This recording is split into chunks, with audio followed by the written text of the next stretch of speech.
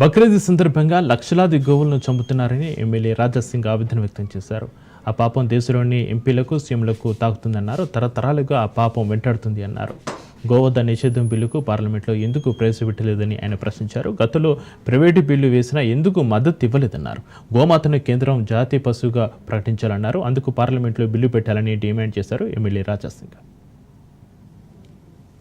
ఈ రోజు బక్రీద్ ఉన్నది.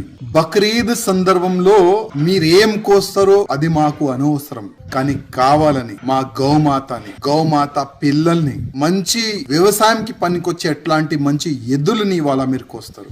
అది చాలా పెద్ద నేరం, అది పెద్ద పాపం కూడా. ఆవులని సంపే పాపం, ఎవరు ఆవులని సంపుతారు కదా వాళ్ళకి ఎంత పాపం తలుగుతుంది అంతే పాపం. ఇవాళ యావత్ భారతదేశంలో ఉన్న ప్రతి ఒక్క ఎంపీ పైన కూడా ఆ పాపం తలుగుతుంది, వాళ్ళ కుటుంబ సభ్యులు కూడా తలుగుతుంది.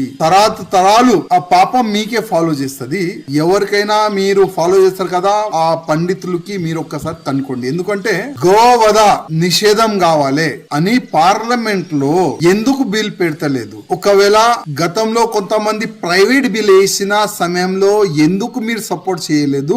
ఒక్కసారి మీరు ఆలోచన చేయండి. ఇవాళ లాక్స్ ఆఫ్ గోమాత పిల్లల్ని, మంచి ఎద్దుల్ని ఈ బక్రీద్ సందర్భంలో సంపి తినేస్తారు. ఆ పాపం వాళ్ళకు 100% తలుగుతుంది. కానీ ఇవాళ నోరు మూసుకొని చాలా మంది లీడర్లు ఉన్నారు కదా, చాలా మంది ఎంపీలు ఉన్నారు కదా, ఆ పాపం వాళ్ళు కూడా తలుగుతుంది. ప్రతి ఒక్క రాష్ట్ర ముఖ్యమంత్రులు కూడా ఆ పాపం తలుగుతుంది. ఇది నేను కాదు, శాస్త్రం చెప్పిన మాటలే నేను చెప్తున్నా.